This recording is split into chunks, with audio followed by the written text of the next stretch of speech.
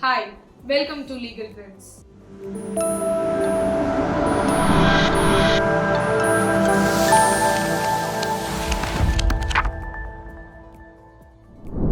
On 23rd August 2023, the High Court of Calcutta released a notification in pursuance of the direction by the Honorable Supreme Court of India contained in the judgment MD Asfaq Alam vs. State of Jharkhand and another. Let's look into the facts of the case MD Asfaq Alam vs. State of Jharkhand and another. In this case, the appellant alleged that his wife was not happy and her father used to interfere and pressurize him and his family. This led to complaints lodged against the wife's family for threatening the appellant's family. The concerned police station registered first information report against the appellant and his brother and his family complaining of commission of offences under Section 498A, 323, 504, 506 of Indian Penal Code 1860 and Section 3 and 4 of Dowry Prohibition Act. It was held by the court that once a charge sheet was filed and there was no impediment on the part of the accused, the court having regard to the nature of offence, allegation and the maximum sentence of the offences they were likely to carry,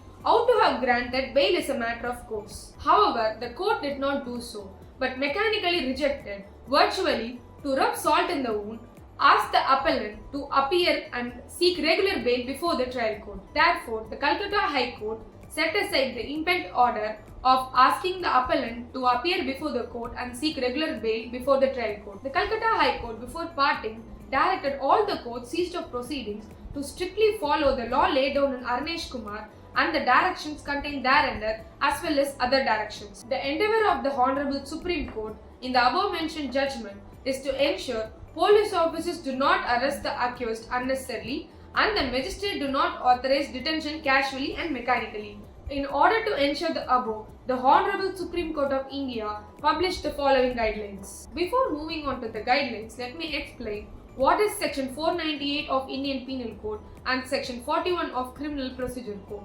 Section 498A talks about husband or relatives of husband of wife subjecting her to cruelty, and Section 41 of Criminal Procedure Code defines when a police officer can arrest without a warrant. Let's look into the guidelines.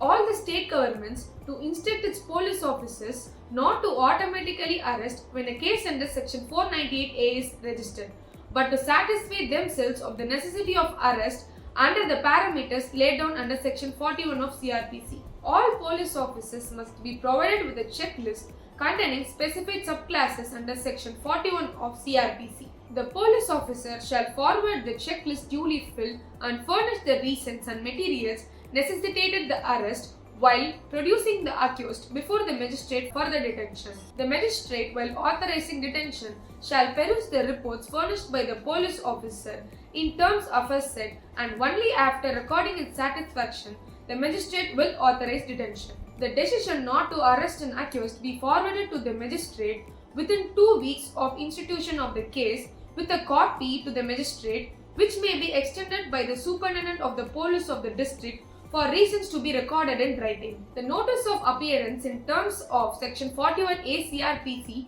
be served on the accused within 2 weeks of institution of the case, which may be extended by the superintendent of police of the district for the reasons to be recorded in writing. Failure to comply with the directions aforesaid, apart from rendering the police officers concerned liable for departmental actions, they shall also be liable to be punished for contempt of court to be instituted before the High Court having territorial jurisdiction. Authorizing detention without recording reasons by the judicial magistrate concerned shall be liable for departmental action by the appropriate High Court. The Honorable Supreme Court hastened to add that the directions aforesaid shall not only apply to the cases under Section 498A of IPC or Section 4 of Dowry Prohibition Act, the case in hand, but to all such cases where the offence is punishable with imprisonment for a term which may be less than 7 years or which may be extended to 7 years with or without fine. In pursuance of the directions by the Supreme Court of India, the Calcutta High Court also released the guidelines that are to be followed by the courts